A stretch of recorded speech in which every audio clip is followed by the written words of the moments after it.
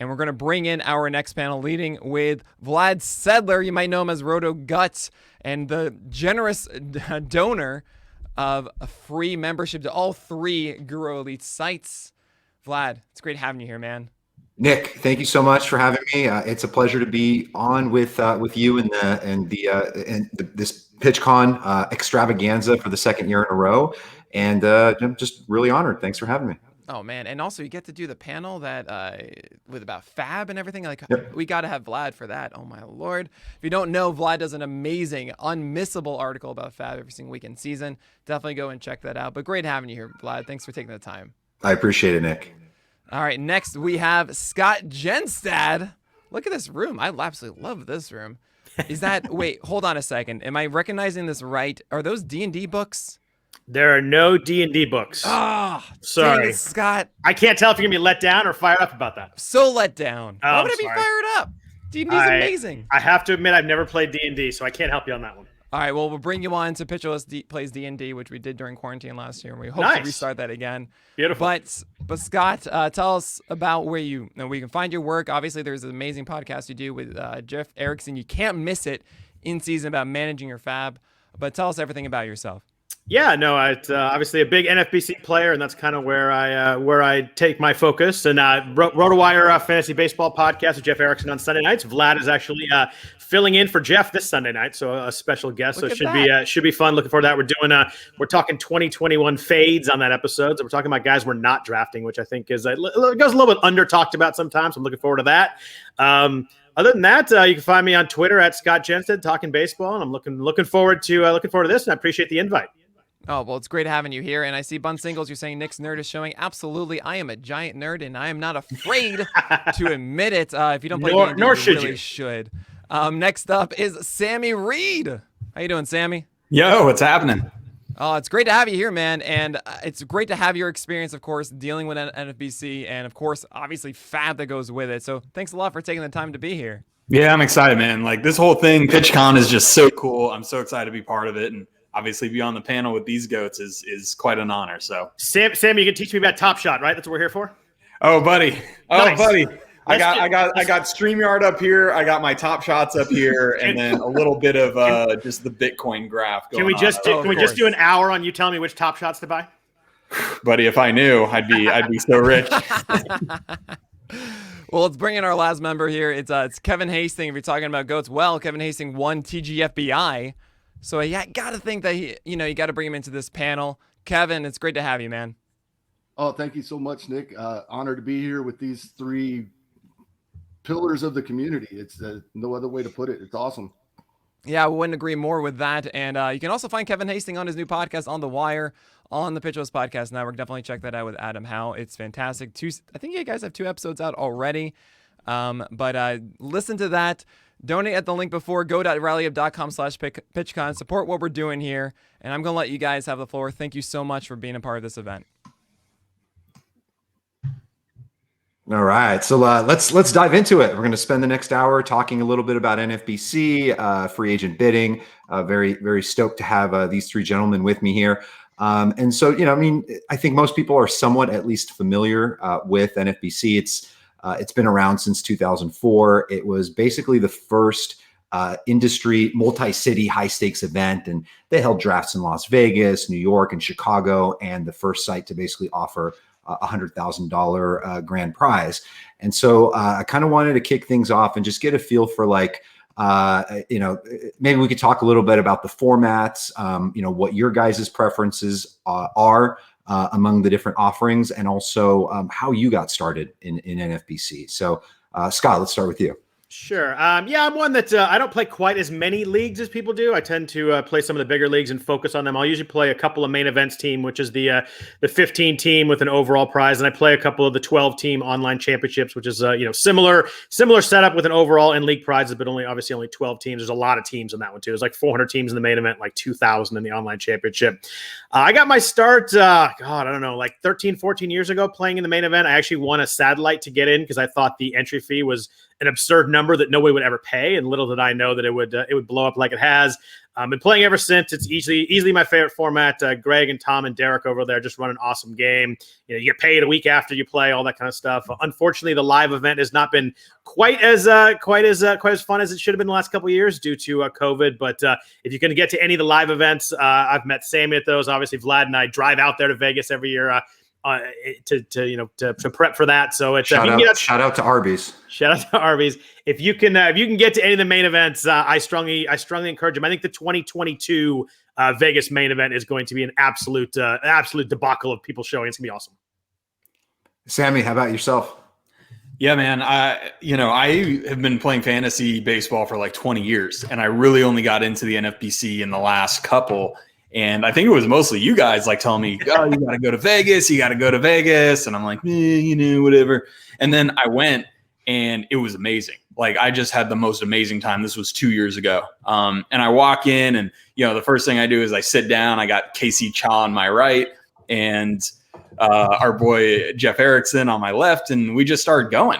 And it's just this like amazing energy where everybody's there for like the same thing. And it's like fantasy Christmas. And so for me, I don't know if I'll be out there this year just because of COVID stuff, but I can't wait until things get back to normal and we start going. But like, as far as NFBC goes, like I still consider myself somewhat inexperienced in NFBC compared to you guys who have been playing like 7-8 years. But I'm going more and more and harder every year. And I just love the format. Kevin, you are the defending TG FBI champ. That is basically the same format as the main event, the 15 teamers with free agent bidding, 30 rounds of drafting. How many years prior to that had you played that 15 team format before you basically took down the entire industry? Thank you so much, Vlad. I started dabbling in NFBC 4 years ago, a little bit. Started with the cut line, which is different, but then a couple of DCs after that, draft champions leagues, the draft and holds. And last year was going to be my first live event. I prefer auctions. I still love snake drafts, but I prefer auctions. I was signed up for the auction championship. Obviously that didn't happen. I'm still holding out some hope for this year. Definitely 2022. But I'd been playing fantasy baseball like these guys about 20 years and started jumping into NFBC about 4 years ago.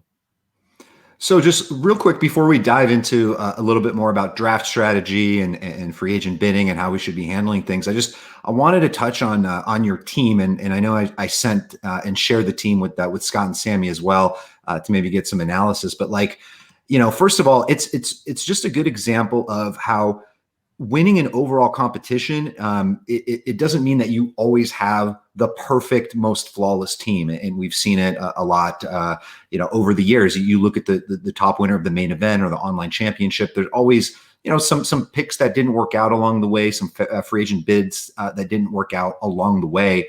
And just looking back to, obviously it was an odd season, a 60 gamer for I think everyone but the Cardinals. Your first 8 picks, they all didn't come to fruition. For example, you started with Max Scherzer. He was your first round pick.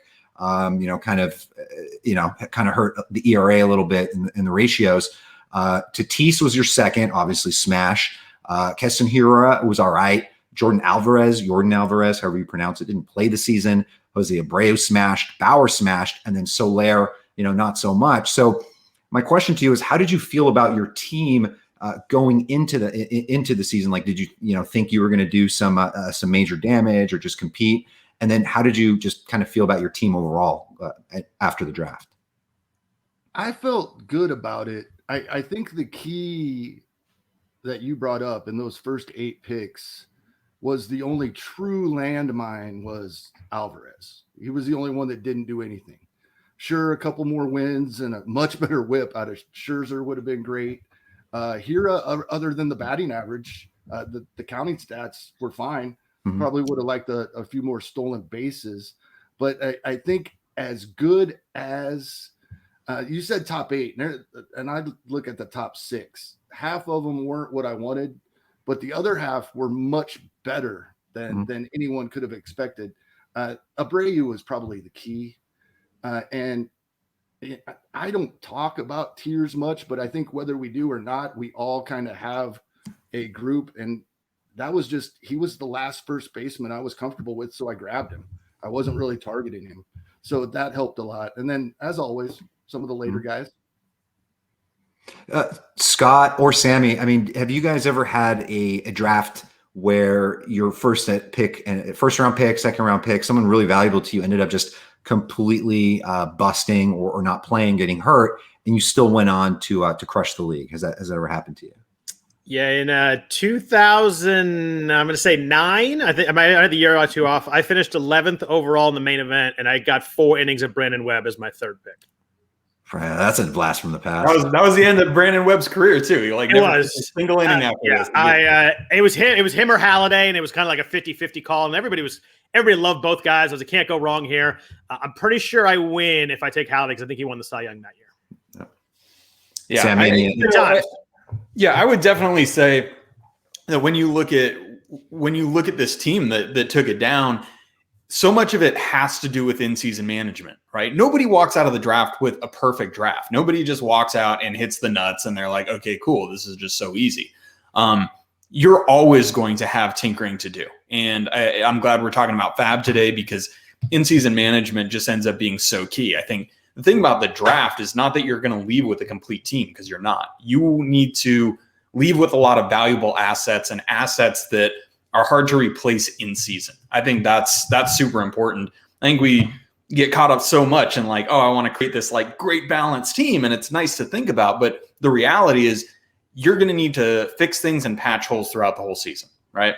And sometimes it's way worth taking a better player than a need, because needs will arise throughout the season that you didn't even anticipate.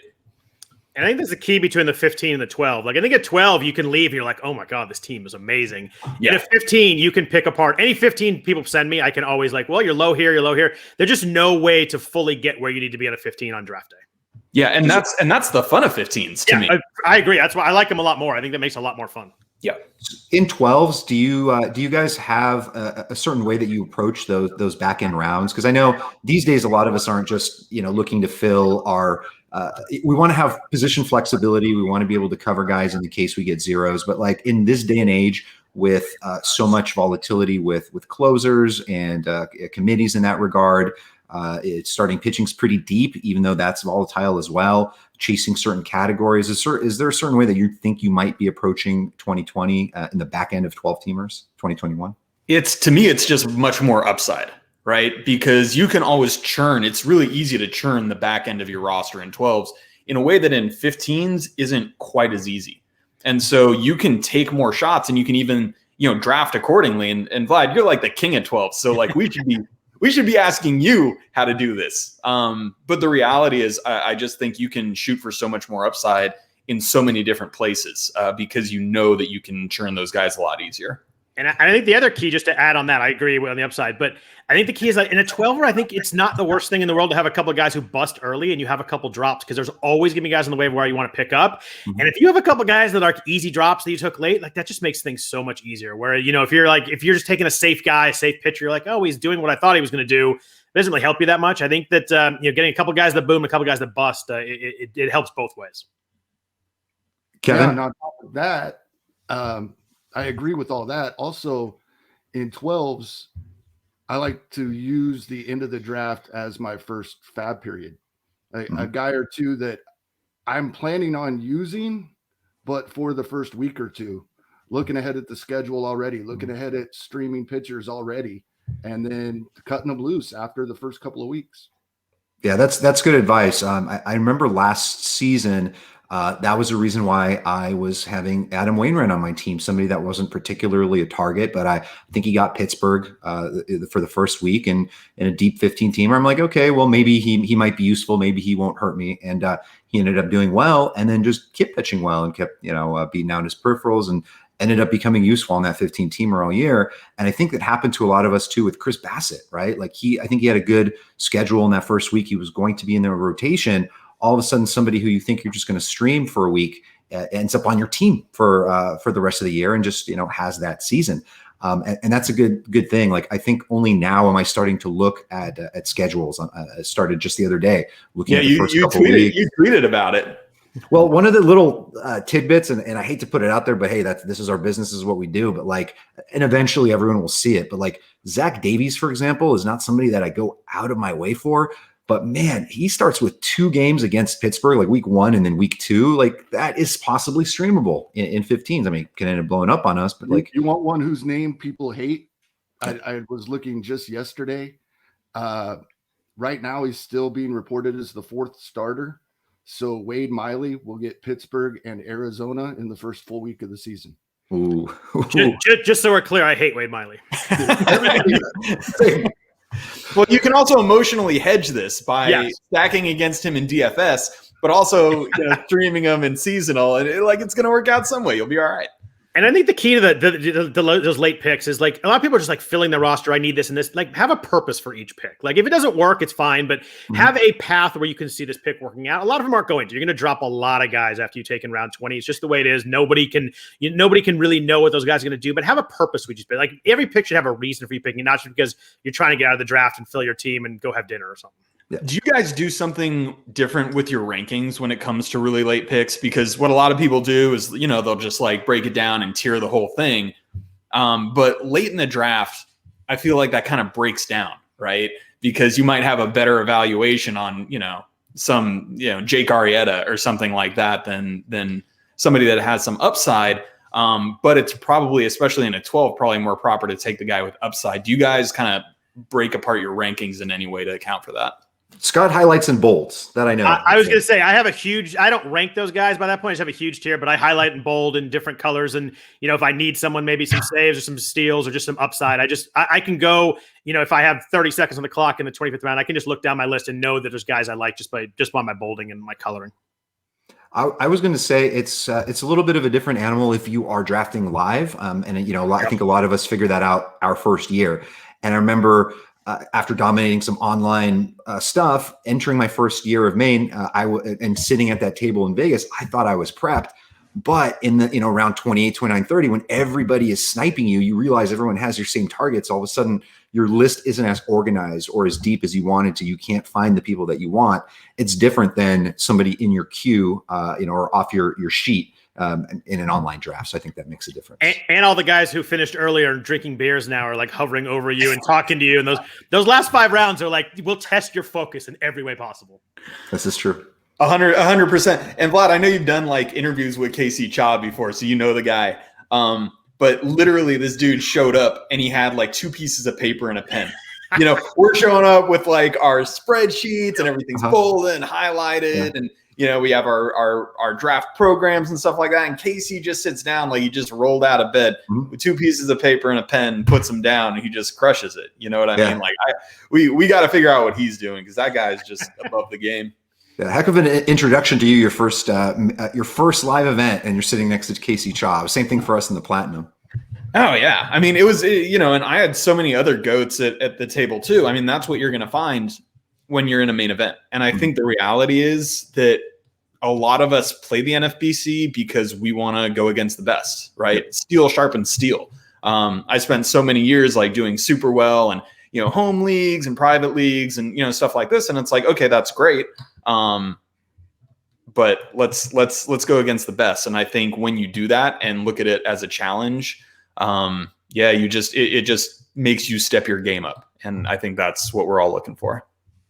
So pivoting to starting pitchers, because I think this is an important topic for everybody, because it really does, they really do sort of shape the way that you build. And I think a lot of that depends on how you set up your KDS. I know a lot of people think in terms of, okay, what pitchers do I want? Which guys do I want as my anchors, as my aces?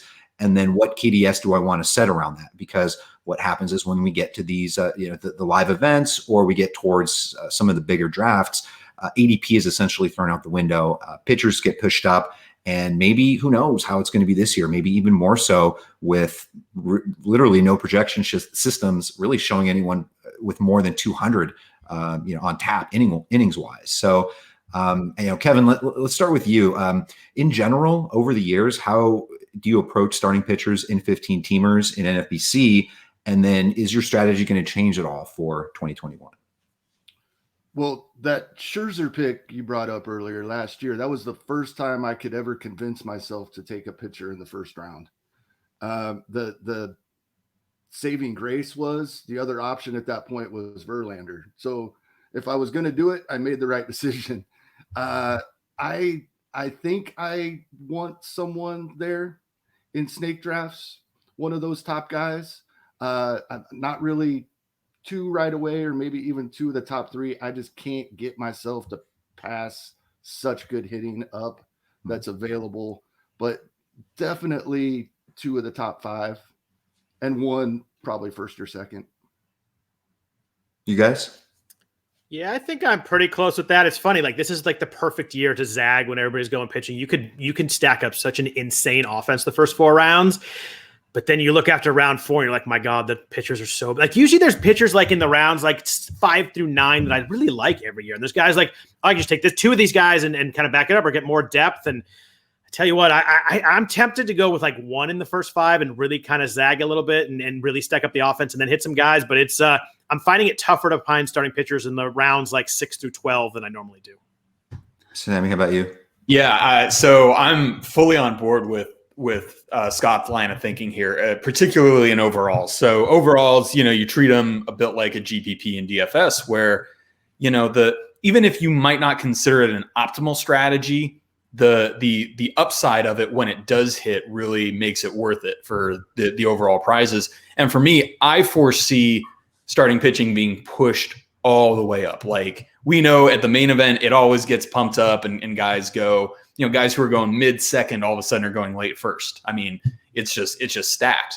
But for me, I just see a giant opportunity to zag. And I've usually been, me and Toby have battled it out with the pocket aces strategies in the past. I've historically really liked pitching early. But this year, I really just see a tremendous opportunity to go hitters early. And, even though, Scott, I hear what you're saying, guys in those middle rounds are kind of sketch. I don't think there's value in those guys much in like the 3rd and 4th round. I see more value. They're pushed way up in the 3rd and 4th round. Like they're pushed way up. And those it's like names in the 3rd round, you're like, how are these 3rd rounders? But they are. Yeah, and they shouldn't be, right? It's like the NFL draft where you see, these scrub-ass quarterbacks getting taken before the Aaron Donalds of the world and the Quentin Nelsons of the world, just far better overall players. Mm-hmm. And there is a ton of equity to be had because of this dynamic. And for me, it's a risky strategy not to take pitching early. And I've always been a pitching early guy, but, I'm down to take chances on guys like, Chris Paddock. I'm down to take chances on guys like Corey Kluber, Sixto Sanchez, these guys in the middle rounds, Patrick Corbin, if he gets some velocity back, it's okay because even though I don't consider it optimal in the overall, I think this opportunity to zag, dude, you guys play fantasy football. It's a lot like going 0 RB. 0 RB fails when everybody else is doing it. But if people aren't doing it, man, it gives you some big time equity when it hits. Yeah, I'm going to be spending a lot of time the next month before the main event, like in those rounds, like 6 to 15, really finding guys. Because I can find a batch of guys, I'm on board there, maybe going with one pitcher early and then kind of waiting a little bit and attacking the guys I like. But I got to really dig in and find them. But that's going to be a focus for me the next month. And I think one of the reasons why people invest in pitching early in this format is because we've all been burned a lot of times with the back end pitching. And one of the last thing that we want is to be at some point in the middle of the season where, some of our pitchers are getting hurt or we need to work on different categories. And we're now, a bunch of guys get injured. Now we're picking up kind of like, guys we never intended on playing in the first place. And all of a sudden, John Lester or Rick Porcello have, this beautiful 2-start week on paper or Wade Miley or whoever. We pick them up and our ratios get bombarded. And that's something that we try to avoid. So I think that's one of the reasons why people like to invest confidently in some of those guys. Of course, some of them do get hurt. But now, what do you guys think of that middle range? Like, are there guys and by middle range, I mean past the Ryu, Maeda, Plesac, that group, more like, you got Kevin Gausman, Luzardo, Ian Anderson, Greinke, McCullers, Hendricks. There are a lot of guys there that if you do punt, you can grab a couple of those guys. You hit on the right ones. They'll give you some strikeouts, give you some ratio help. Are there any guys in that tier, and you don't have to necessarily name them, but who you think might launch into that, be the next Aaron Nola or whoever? Yeah, let's throw Jose Urquidy out there. I'll name names. Oh, let's go. And he's going later. Would you take her later than these guys? Straight up over Framber right now, Urquidy? It's tough to say. Fortunately, I don't have to make that choice because Framber's going in the 5th or 6th, and Urquidy, I don't know, what do you go in my last DC? You went like the 12th? He's like 215 or something. But 14, close enough that you don't answer round to me. Close enough you don't answer Framber right away, which answers the question though. That is correct. That's absolutely correct. And I'll tell you, guys, this is really painful to say. I'm probably going to be back on Matt Boyd too, like in the 20th plus round. I mean, the reality is, if you're going to take this risky strategy, you need to take guys with upside. And I mean, I know he got lit up last year, but like, look at Matt Boyd's K- walk for the last 2 years, 21.3. Guess what Trevor Bauer's is? 21.4. They have the same skill interactive ERA. I'm not saying he's Trevor Bauer, because Bauer's obviously way better, but like, you got to be willing to take some chances and jump back in on some guys who have burned you before. And I'm totally willing to do that in hopes of taking down some overall. What's Nick and Alex's the hashtag? Is it Boyd's Boys? Boyd Boys, yeah. And let me tell you, like, it's going to be the year to invest, right? It's just like Top Shot, Scott. When the market's down, you got to buy. When it goes up, you got to sell. All right, you can't just be like, "Oh, the market's down, I'm out." Like that's how you lose. If Top Shots are like Matt Boyd, I'm out on both then. Question: Are any of you Frambers fellas? Because he just had a quote where he just literally, his one line was, "I want to throw nasty pitches." Does that move him up at all? I mean, I like to see my pitchers throwing nasty pitches, but he is not a target of mine where he's going. He's expensive. I look at that 2019 walk rate, and I can't do it in the 5th round. It scares me. It scares me a little bit too much that we're factoring so much of 2020 in on him. I can't do it at the price.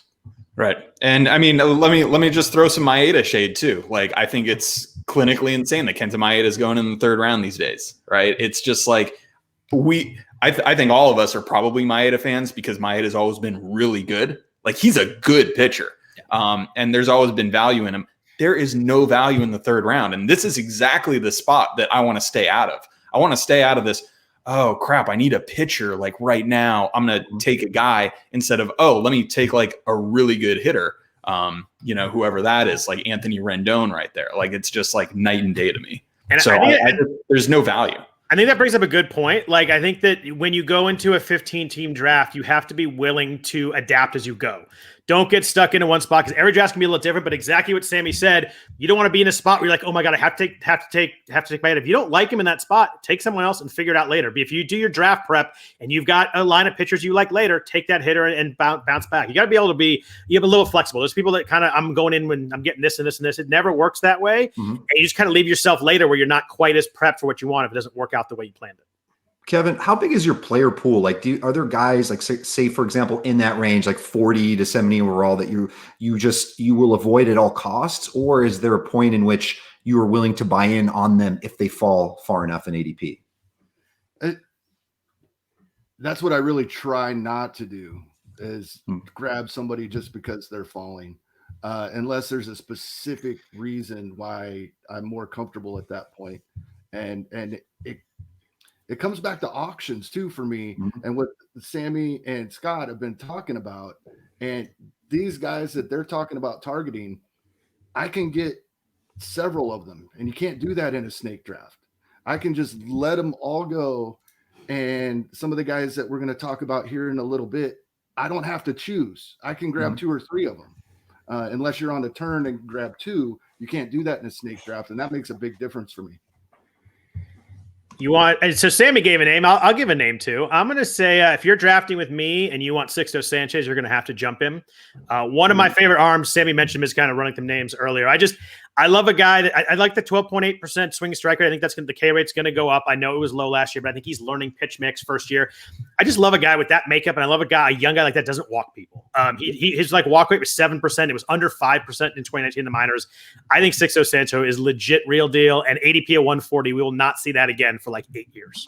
I love this call, Scott. I mean, the kid pumps 99 mile an hour gas with control. Yeah. And exactly. Like you said, 12.8% swinging strike rate. I mean, this would have ranked like top 12 or 13 in the majors last year if he had qualified. Like to get a guy like that at 140 who's just got such upside, brother, I'm in with you. I hope we're not in the same event, same main event draft. So we don't end up like taking him. If we are, don't let him go because he ain't coming back. Yep. Yeah, I got I've done 3 of the 12 team online championships so far, and I got a Sixto on 2, and on the third one, someone just popped me. I was going to grab him around before ADP, and bye, so it didn't work out. What about Sam? I want to ask you. You are your San Diego pitchers really well, specifically Panek and Musgrove. Like taking away the love, because there's a lot to really to love about these guys. It's going to be fun to invest in them. I posted actually the first 2 weeks of that schedule the other day, and it's just like Arizona and Pittsburgh and San Francisco. Like it's just should be a cakewalk for them. But those 2 guys specifically, Musgrove's ADP is kind of bouncing up. Panek, with the news about him being a little bit more in tune with his spin rate and metrics and things like that, he's probably going to go up a little bit. Do you have a preference between the 2? Yeah, it's Panek, and that's not to take anything away from Musgrove because I've always been a Musgrove fan since he was an Astros minor leaguer. Like really solid minor league numbers, control, etc. But to me, I mean, you look at Chris Paddock and the stuff that got tweeted today, right? That you're talking about, just talking about him being cognizant of his spin rate and working on it. I mean, Paddock was not bad last year. Like we think he's bad because he like gave up so many home runs, but he still had like a 122 whip. He was still striking out a guy an inning. He still had almost a 5-to-1 strikeout to walk ratio. Like he is not going to give up more than 2 home runs per 9 again this year. And if he puts he was such a darling. Like what was he going 2 years ago? Like 3rd round? Was he going to like 40, 50 overall? Yeah. I mean, that's the kind of talent I think he is. Like I really like him. And some people say, oh, well, he's a 2-pitch pitcher and, this and that. Like, so what? Almost all pitchers are 2-pitch pitchers. Like you have so many righties who go fastball changeup to lefties and fastball slider to righties. Like, could he use a good breaking ball? Sure. Is he working on a cutter? Yes, he is. But the reality is Johan Santana was a 2-pitch pitcher. Randy Johnson was a 2-pitch pitcher. Like Paddock going to be fine. And Paddock's going to show some stuff off this year. I'm back in on him. I'm not quite as sold. I'll admit that he's a guy that's really hard for me to figure out. It's like how much of 2020 do you toss out or how much do you count? The 2-pitch pitcher thing, like you mentioned Johan Santana, guys like that. It's because their 2 pitches were awesome. Paddock's fastball was terrible last year. Yeah, the fastball needs a little work. Yeah. Let's be honest. So 2 pitches is great if they're both really good, but I mean, a 658 slug last year against fastball. It got smoked.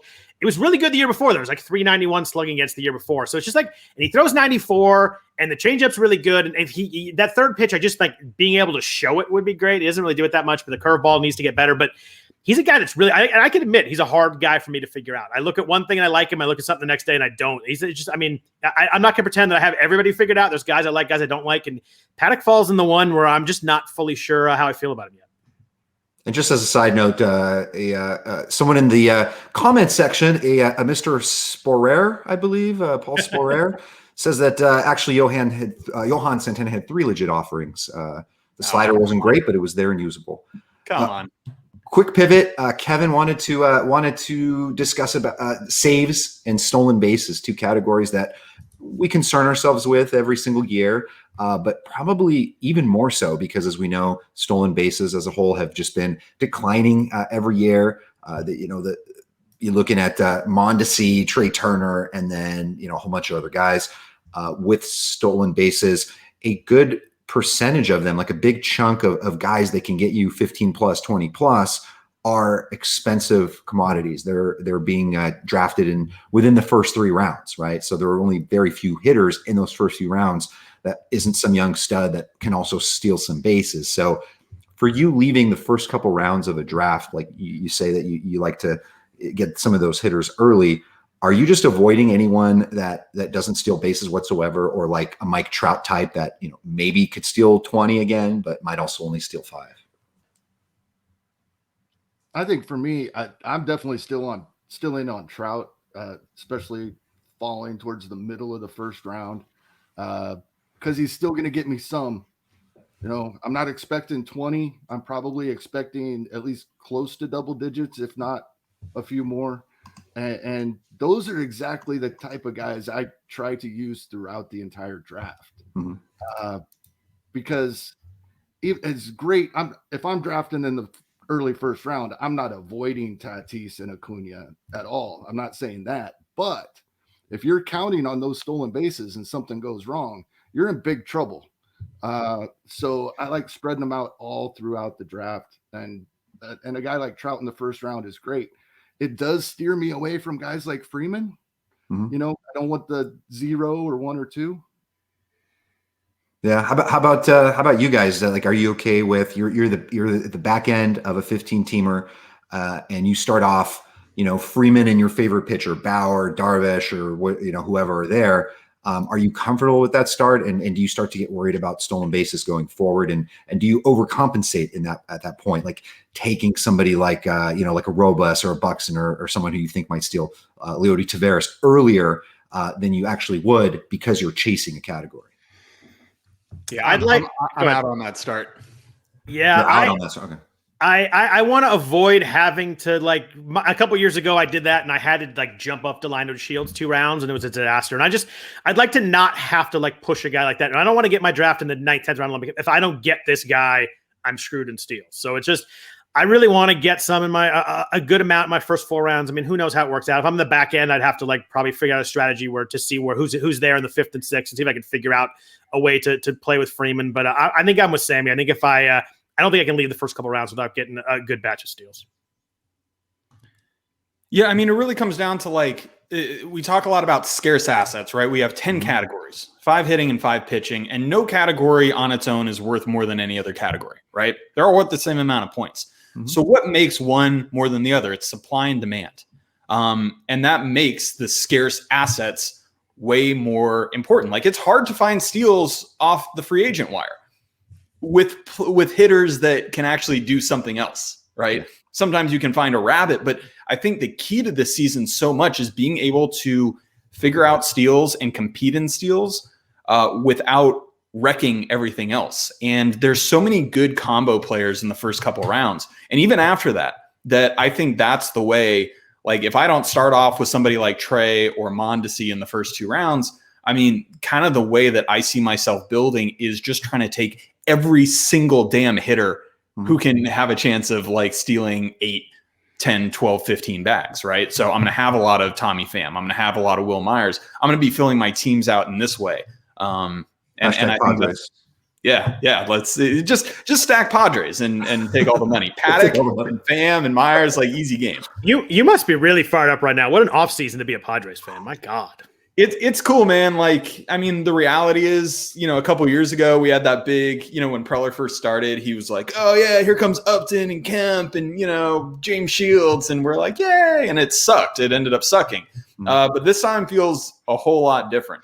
Yeah. Just a lot of young talent, and the projection systems back it up. And, you know, you try not to get too ahead of yourself because we haven't won anything, right? We're sitting there with the Dodgers, who are probably the best team in the majors, and we're going to have to go through them. And that's great. But there hasn't been a lot of reason for real optimism for the Padres, like, in basically my entire lifetime. So it's pretty cool to have it right now. It's going to be gross when one of those teams wins 95 games and has to play a 1-game playoff. Yeah. Not looking forward to that because it's probably going to be. As you can see by the hat, I've been there before, and it's a disgusting way to end a season. Yeah. So on the topic of saves, and I think one of the things that I feel like I've evolved with as a fantasy player is not really chasing those extreme guys. And especially, you know, we call them rabbits. It's the Malik Smith types, the Billy Hamilton types, the guys that, you know, if they tweak a hamstring or, you know, foot or some issue, it really hamstrings you, pun intended, with your fantasy roster, with your lineup.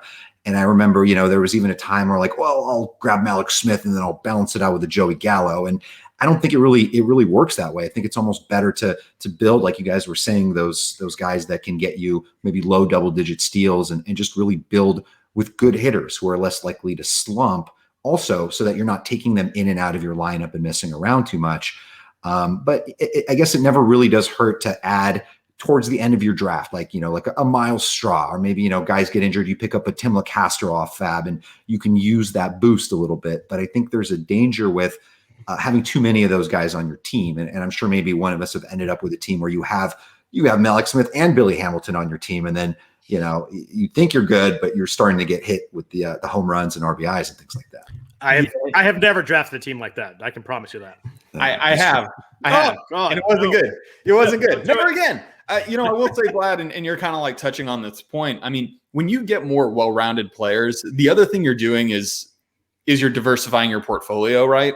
Like if you're depending on just those one or two guys for steals and they get hurt, pull a hamstring, like you're just job, right? Yeah. But by spreading the risk around, I just think it kind of makes your roster a little more unfragile. It's not anti-fragile, but it's like unfragile. And I think, in a long, especially in 15 teams, I mean, that's really valuable, right? Because it's going to be a war of attrition in a lot of ways. So if you set yourself up a little better in that regard, where your guys get hurt and you're not just like completely screwed in a category, I just think it sets you up better over the course of the season. Does that sentence take you away from Mondesi? Negative. No. And let me, my stance on Mondesi is this: in the overall competitions, I am in, right? I'm willing to take the ride because there's ultimate, 20, 50 upside there. And they don't make players like that. The reality is that he's a completely flawed player who could potentially hurt you in 4 of the 5 categories. So when you're talking about standalone leagues, I just did a standalone draft champions. And I passed on him in the second round, even though I think in an overall, I might take that shot. In a standalone, it is not worth it at all. So you just have to understand that in overall competitions, I mean, I'm willing to swing for the fences a little bit more. Yeah. And I'm sorry, go ahead, Scott. No, I said not a guy I'm on, but I think you laid it out really well about why it does make sense in overall. I think that probably not someone I'm going to take, but you laid out why it's a viable strategy at that point. It was well said. I actually was just recording. I'm sorry. Go ahead, Kevin. Oh, I'm sorry. Also on a guy like Mondesi, I completely understand where people are coming from when they say he could tank in batting average. But the reality is he never has. The last 3 seasons, he's hit over 250, all 3 of them. We know why there's a danger that it could drop, but he's one of those guys that can, at least so far, has been able to sustain those strikeout rates. I was going to say my colleague, Siege, I recorded a podcast with him, and he basically, I think he's taking odds. If you do not like Mondesi, you can take odds. He believes that the winning team of the overall championship in NFBC this year will have Mondesi on the team. So I don't know what odds he's given, but if you want to make some money, you don't like Mondesi, go find Siege. Yeah, I'm hanging out aligned with Siege right now. This is a scary spot to be in, you guys. I suddenly feel pretty good about myself. Sorry, Siege. I'm kidding. I love Siege. We got a couple more topics and about 17 minutes to cover them. I wanted to talk about closers. Obviously. Can I give you my one steals guy to draft that's not even getting drafted? Absolutely. Not even getting drafted. Can I guess? Yes. Anthony Alford? No. Much more boring and hateable, kind of in Kevin's Wade Miley vein. Is it D Gordon? Oh God, no. It's Kevin Kiermaier. Well, 19 stolen bases in 2019 to 447 plate appearances, 8 steals last year in only 49 games. The batting average is an issue, but you look at hard hit rate, 29% in 2018, 37% in 2019, 41.7% in 2020. He's making better contact. The Bat X has him for 20 stolen bases, which as you sort by stolen bases, that's way up there with some of these names that get drafted. Sprint speed last year was 97th percentile. He has not lost a step. Defense keeps him on the field. Obviously, it takes him off the field when he gets hurt too, but keeps him on the field when he's in there. His ADP is 540 or something like that. Free in the 29th, 30th round of 15-teamer. I get it. When he gets hurt, you drop him, but I don't know. I think it's a sneaky 15, 20 steals you're not going to find anywhere else. Also very handsome, Kevin Kiermaier. Very handsome. Very good. And good. When he gets hurt, you're never that mad about it. You're like, okay, cool. Because usually it's an amazing catch where he hits his neck on the wall and makes it out. But I don't know. Not getting drafted at all. It's hard to find someone I like as much for some cheap steals that you can get that is free. I've been drafting Kiermaier in 12 teamers for years, and I just Me too. and I hadn't even really thought about him. He was just kind of an afterthought this year. But just when I was out, you pulled me back in, Scott. 15 teamer, 29th round, do it. So saves. We have basically you've got Hader and Hendricks at the top. Then you've got Chapman, Diaz, and Iglesias, the next three. Kenley, Yates, and Rosenthal soon after that, and then just who the heck knows. So where's Karinchak? Is that? I'm sorry. Karinchak and Presley are there in the top 10. So my bad. They're right before the Kenley group. I skipped them over. Is Rosenthal that high already off the signing? He's going to be back into Yates territory. I mean, ahead of Kimbrel, Montero, those guys. But just thinking about the landscape of this, like where Kevin, what do you want to leave with saves wise in a draft? Are you willing to spend up for a top end guy? Are you cool to play around in the middle? Or do you put yourself in a position where you might chase them in free agent bidding during the season?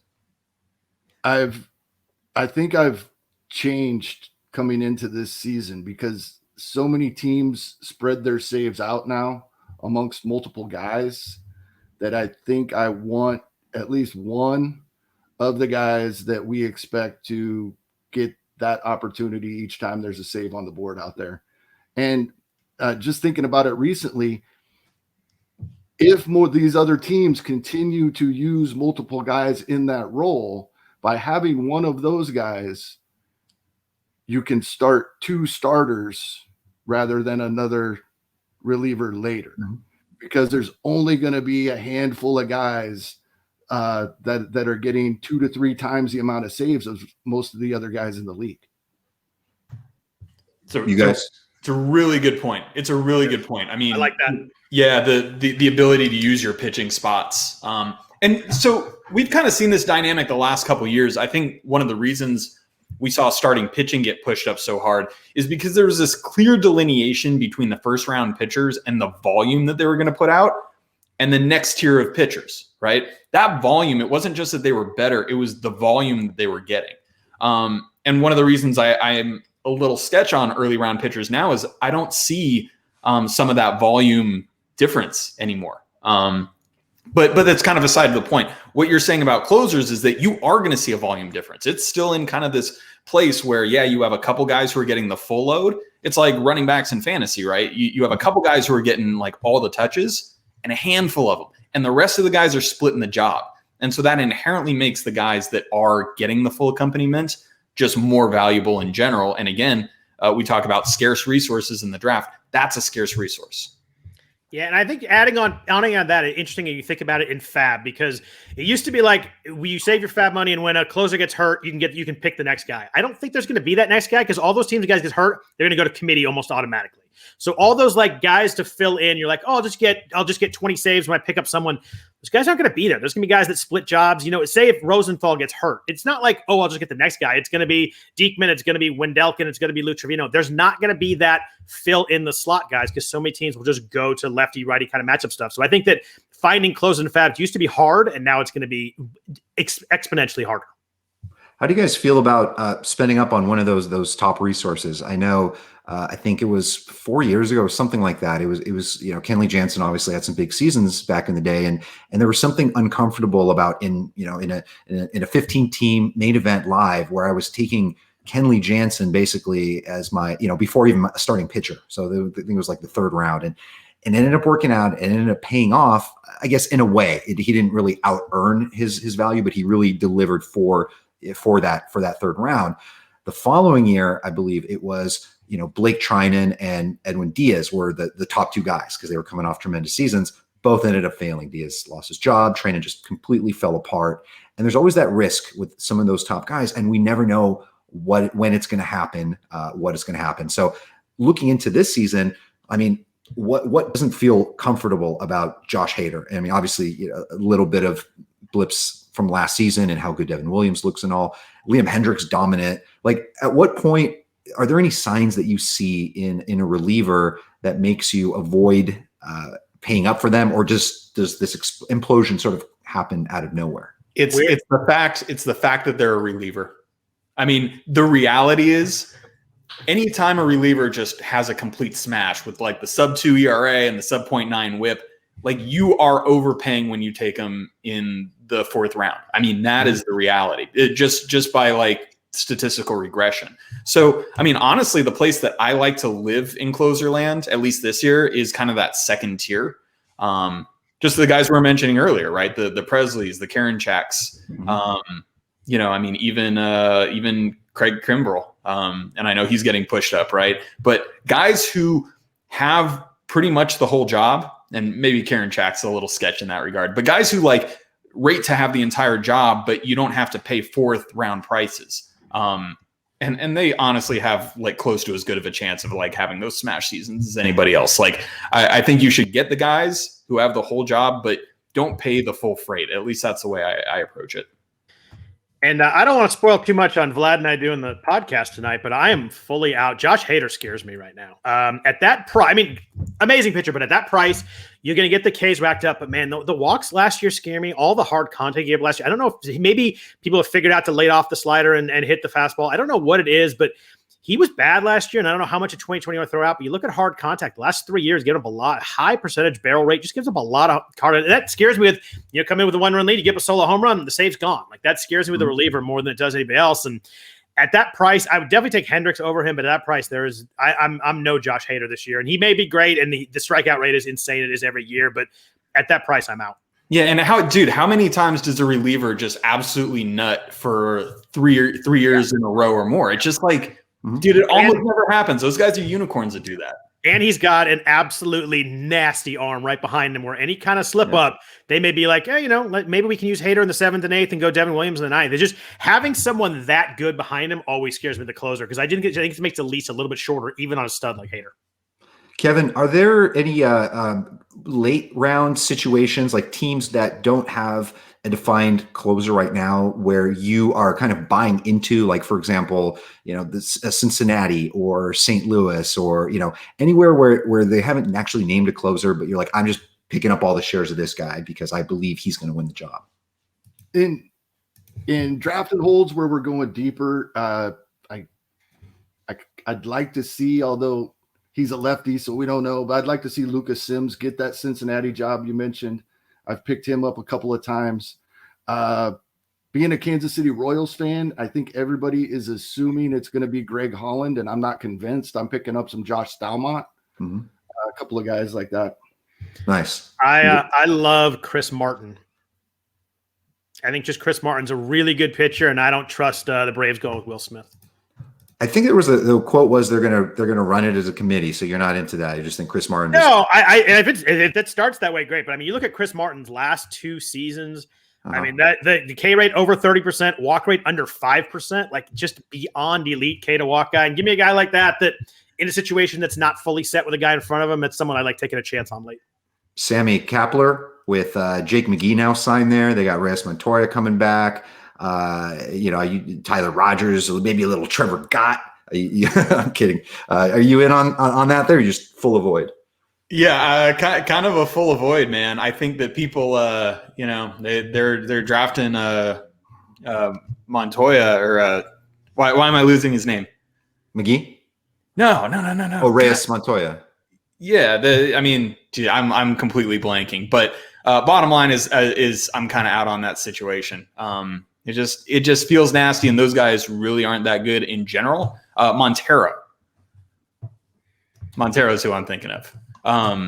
But Seattle guy. Yeah. The answer is never Kapler. The answer is never Kapler, right? It just is. I did it in Philly once, and it like literally gave me anxiety to watch him come out and pull a guy with 1 guy on and 2 outs and a 2-run lead and lose the save. And I just there's 30 teams. I'll play with the other 29. Yeah, I do like the St. Louis situation though. Like, I mean, Gallegos has been really good for several years. I know that they might come back, but Jordan Hicks is just a guy that they've, you know, coming off like big injury. I know they like him a lot and he's good and he throws smoke, but I think Gallegos has done a really good job for them whenever he's been called upon. And he's not getting drafted as a closer. I think he's a good guy to take a shot on late. And to the people yelling Reyes Moronto, the dude walks too many guys. Just stop. Well, and also he's coming off what, a labrum tear? Yeah, no, it was them correcting us because none of us could remember his name. He walks too many guys. I can't. I hate closers that walks guy. I can't do it. All right. Final topic. A few minutes here just to kind of close out your general overall strategy with free agent bidding. Do you go aggressive on big assets? Do you spend up on closers? Do you save money towards the end? Just recap how you treat FAAB. Anyone can start. I mean, Vlad, you're the FAAB master. Yeah. So no matter what we say, I would love it if you took a minute to talk about it. I agree. I want to kick it to you too. I think you've been asking questions. I think you should start the FAAB discussion. Yeah, the people need to hear. Like you are the FAAB master, bro. Well, no, I'm just self-proclaimed. I just put the whisper just sounded good, so I just put it in my profile one day and just people kind of ran with it. But no, I mean, I think a lot of it is we're playing in NFBC where we're facing a lot of the same people, and we start to understand certain tendencies, like the way that people might be putting the same digit at the end of every bid and they may not be noticing it. So or spending X amount of dollars or over $100 on a certain type of position, or just chasing certain things. Playing with people over the years in the same setup, we get a feel for their tendencies. So I think paying attention to that is really important. But the big thing really I think is burning and churning. I think something we've all been doing for many years now, like looking ahead to the schedule, not just, okay, who's going to Coors this week or who's facing, Orioles pitching, but taking it further, a couple steps further and trying to stay ahead, because when FAAB comes up and, the Diamondbacks are going to Coors for a 4-game series, you're probably not going to get Nick Ahmed for cheap. There are other people that are going to need to fill in their MI, and they know he'll probably go in and mash and Coors. So I think it's something, people staying ahead of one another in these type of situations, I think is important. And also being able to figure out how you're going to spend your money over the course of the season, like not getting overly excited or aggressive because it's the first week and, some scrub, Shogo Akiyama hit 5 home runs in the first week, and all of a sudden he's going for $350. Kind of temper your expectations. Those might be his only 5 home runs of the year. So I mean, they would be the first 5 of his career, right? Yeah, I was going to say he hasn't had 5 ever. So yeah, that's true. So yeah, I mean that's kind of a rambling, kind of all over the place, but figured I'd open with that. I think the most important point is there's a lot of things in life where if you put a ton more time in it, you don't get a lot more out of it. But I think FAAB's the opposite. FAAB is one of those things that I know a lot of people that play this game that are really good and they jump on at 6:30 on Sunday and do their FAAB quickly. I can't fathom being competitive doing that. I think FAAB's one of those things that you have to grind it out, either whether you do it kind of a little bit all week like Vlad does, or just kind of sit down for 4 hours on Sunday like I do.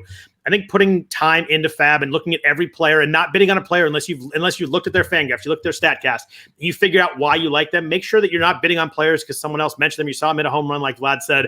I think putting time into FAAB is one of those things that you see a difference, especially in the NFBC, the 15-teamers, the teams who really put their time into FAAB and put a lot of effort into it. That cream rises to the top during the season. It's a game where grinding it out really matters. Sammy mentioned at the beginning, you can draft well. You still have in-season management is gigantic in this game. It's so much different than fantasy football where you can kind of hit on those guys early and kind of ride your team, make a few moves here and there. But in a 15-team NFBC main event, I think you cannot do well unless you grind out FAAB every week.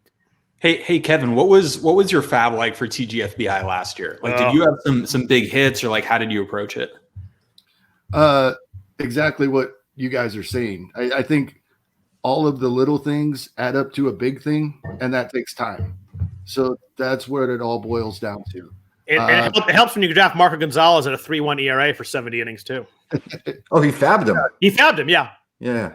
Oh, actually, why you won, Kevin? That's a huge pickup right there. You know why you won, Kevin, is because you picked up Drew Smiley at the end, and that probably was the difference of you winning first or coming in second. I wish anybody loved me as much as you love Drew Smiley, Vlad. And that leads into the discipline part throughout the season, having money left to be able to do that, because everybody was talking about him for that week, so people were bidding on him. How is your picture behind you not Drew Smiley? I'm sorry? I said, I'm surprised Vlad's picture behind him is not a poster of Drew Smiley. I need to get one. Do they make those? I'm sure they make the what are they called? Fat, whatever they were. I forget. They were popular for a while. You got to get one. Oh, the Fat Boys. Yeah. Yeah. I mean, I'm telling you right now, Drew Smiley is fantastic. And I love that. I mean, hopefully the velocity does stick around. It did diminish a little by the end. But yeah, you should be getting Drew Smiley. What's wrong with y'all? Who's against Drew Smiley? Is that you, Scott? I'm just against Vlad thinking Drew Smiley is like a 3rd-round pick. I mean, Vlad. Fifth. There you go. Thank you. Okay, No, we've now been back and forth over many years about Drew Smiley, so I'm just having a little fun with Vlad. No, of course. I mean, it's so good that the soggy arm is gone. Finally, he says he's feeling like a teenager again, which is what words to be spoken. But seriously, we're at 4:00 now, so I got to kick you out. This was a fantastic panel. Like seriously, I think this helps so many people. Helped me, honestly, getting more experience with 15 teamers, managing the FAAB, and kind of what kind of strategies you should be having in these amazingly difficult 15 teamers. So Vlad, Sammy, Kevin, Scott, thank you so much for being a part of PitchCon. Thanks for having us. It was great. Thank you, Nick. Great to talk with all you guys. Thanks, Nick.